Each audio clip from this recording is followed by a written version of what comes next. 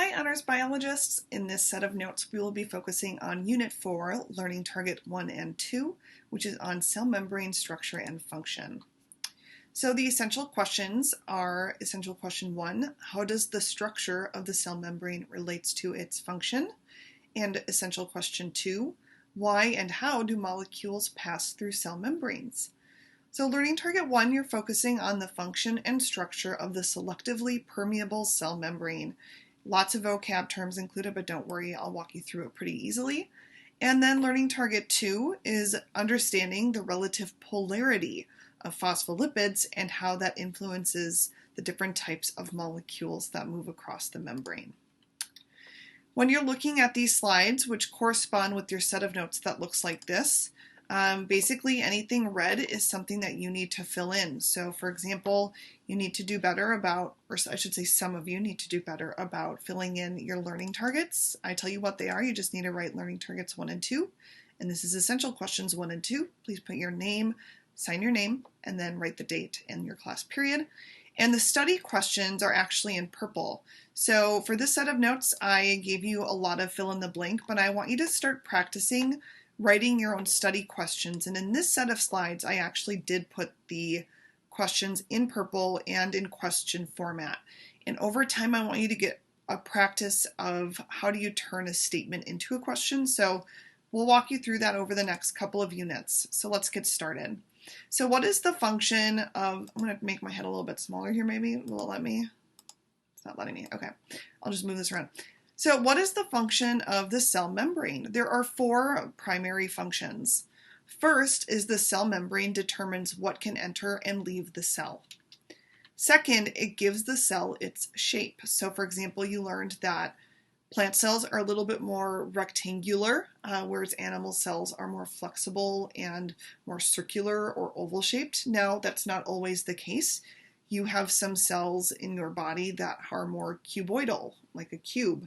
So it really depends on the specific cell, but that cell membrane helps determine the shape that the cell will have. The cell membrane also acts as a gatekeeper, again, basically determining or limiting things that can enter or leave. And perhaps most importantly, the cell communicates with other cells, meaning cells throughout your body have to send signals to each other to help them make the whole function or the whole organism function. So cells have to be able to communicate with one another, and we'll talk about how they do that. So what are phospholipids? This is your first study question. So here you would fill in what are phospholipids right here. So the cell membrane is made up of molecules called phospholipids. The subtext here, lipid, you've already learned before. So for example, the phospho refers to the fact that this molecule has a phosphate section, which is a phosphorus surrounded by oxygens. So on your notes and on the diagram, I want you to label this the head region. They call this the head region of the phospholipid. And we've learned that lipids are long chains of carbons. So we have in this whole molecule, we have a phosphate head region and fatty acid lipid tails. And the structure of this phospholipid plays a really important role in how it builds the cell membrane. So because the cell membrane is made up of these phospholipids, while these phospholipids have both polar and nonpolar parts of them. So for example, if you take a look at this part right here, it shows a plus sign. This means that this region of the phospholipid is polar. So the phosphate head is polar, which means that it is attracted to water molecules. So polar likes polar in this case, and they are attracted to each other. So this means that this head region is called hydrophilic, which basically means that it likes water. So philic means likes, L-I likes. Now in comparison, the lipid tails are different. The lipid tails are nonpolar. And because they are nonpolar, they repel water. So water bounces off of these tail regions of the molecule. So this means that they are referred to as hydrophobic. So make sure you label this diagram on your notes. I want to see labels here and here. All right, so let's do a little inference puzzle. Imagine you had a beaker full of water, And I imagine you had a handful of phospholipids just willy-nilly sitting around. So based on what you've learned about the phospholipid structure so far, including the hydrophilic heads that love water and the hydrophobic tails that hate water, I want you to make a guess.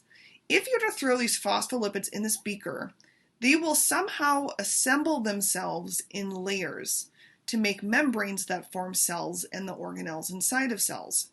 How do you predict these phospholipids would orient themselves so that water is both inside the cell and outside the cell?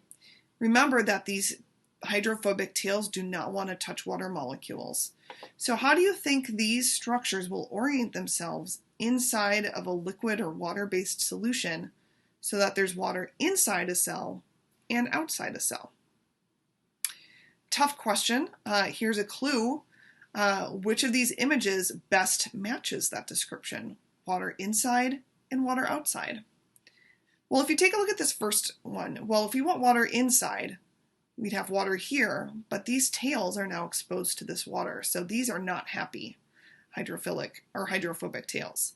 So this one doesn't work. Can I write on this? Oh, I can. Look at that. Okay, so that wouldn't work. In comparison, take a look at this middle one. In this middle one, you can see we have the hydrophilic heads towards the middle. These are happy right here, but these tails on the outside are still exposed to water, so that doesn't work either. Whereas take a look here. We can have water both in here, and those phospholipids are happy, and we can have water outside, and these phospholipids are happy. So that's an example of how this would form if you were to throw these phospholipids in a beaker at random.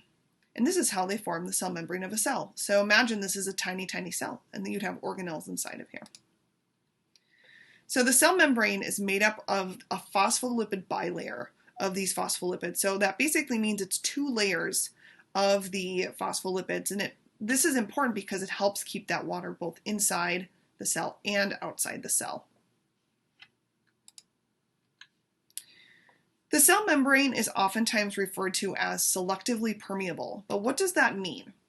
So due to the polarity of the phospholipids in the membrane, this means that the membrane itself is called selectively permeable, which basically means that it's selective about what permeates through. This basically means it's very picky. Only specific types of molecules may enter or leave the cell between the phospholipids. So in this picture, you can see examples of this. So molecules that can travel between the phospholipids include very small molecules and very uncharged molecules. So in this picture, you can see that the examples include oxygen gas, carbon dioxide gas, nitrous gas. There's no oxygen there. Small amounts of water molecules can permeate between the phospholipids, but only small amounts of them at a time. You can't have tons of water going between the phospholipids because water is a polar molecule. Also, some moderately sized molecules such as glycerol and ethanol. Molecules that cannot travel between the phospholipids include large molecules or molecules that are charged. So examples of this could be carbohydrates, for example, glucose, and other more complex sugars like starches are way too big to squeeze between these phospholipids. Amino acids are also too big to squeeze between the phospholipids. And charged ions, such as this hydrogen ion, sodium, and calcium. So here's an image to kind of summarize that. Small things that are uncharged can pass between the phospholipids, and large things and ions cannot. So what about these large molecules? Well, you do eat sugar that goes into your stomach. So how exactly do your stomach cells take in this glucose? How do large and charged molecules and ions enter and leave a cell? It's all due to transmembrane proteins. The prefix trans means across, so it basically means that proteins that go across the cell membrane. Transmembrane proteins include things called protein channels. They're sometimes also called carrier channels or protein carriers. And these basically act like bridges to move the following molecules in or out of a cell: large molecules, polar molecules, and charged molecules. So in all of these examples, we have the movement of molecules from a high concentration to a low concentration, but they're moving across with the help of a protein channel or a carrier protein. Make sure you label this in your notes, please. Furthermore, each protein channel is very specific, meaning one protein channel is dedicated to one type of molecule. For example, water is a small polar molecule that moves very, very slowly between the phospholipids. So it needs a channel that's dedicated just to itself. And this is called an aquaporin.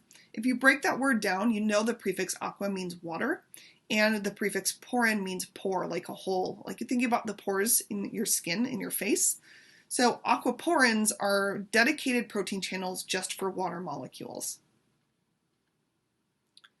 The cell membrane is also called fluid or flexible. So due to the nature of this phospholipid bilayer, the cell membrane is very fluid and flexible. It basically fluctuates and moves easily. And this is because of the nature of the phospholipids. So how do we make sure that that protein channel doesn't get too fluid or just fall apart? There are molecules called cholesterol molecules, which are a type of fat. And these cholesterol molecules are embedded in between the phospholipids. And they kind of act like support beams. Without these cholesterol molecules, the membrane would be too flexible and would be more likely to fall apart. So make sure you label this on the diagram in your notes, that these structures right here embedded between the phospholipids are cholesterol. How do cells communicate with each other? In your body, you have hundreds of different types of cells. How do they signal to each other that they are friendly cells in comparison to perhaps a deadly bacterial cell? So cells need to be able to communicate with one another and identify what type of cell they are. So for example, if you get a cut inside of your wound, bacteria will enter. And those bacterial cells are not supposed to be there. So how do your white blood cells, your defense cells, know that they're enemies, they're foe? It all has to do with identifying flags on the surface of a cell. And these are made by carbohydrate chains, which stick out of the exterior of the cell and basically act kind of like a flag saying, hey, I'm friendly, or hey, I'm foe. So I think of this as kind of like representing a flag for a country or like a sports team. Like you know you're entering a Vikings stadium because of the Vikings flags. So let's do an analogy. A phospholipid bilayer, I always think of that as kind of like a chain link fence. You know, if you throw a tiny little ping pong ball at that chain link fence, it's more likely to go through it in comparison to a giant beach ball, right? So the phospholipid bilayer is like a chain link fence where really small things can get through it, but big things like a beach ball cannot get through it. The protein channel is like a gate. So if I open that gate and I chuck a beach ball through it, it can go through with the help of that protein channel gate. The cholesterol are like the support beams. So you see that this chain link fence, which are these little wire links, it's supported by these beams. You know, and if we didn't have these beams here, that chain link fence would just fall over. And last but not least, the carbohydrates are like flags that tell you what they are and what they represent. So let's practice. You don't have to flip over your notes at this point. I think you just scroll because this used to be on paper.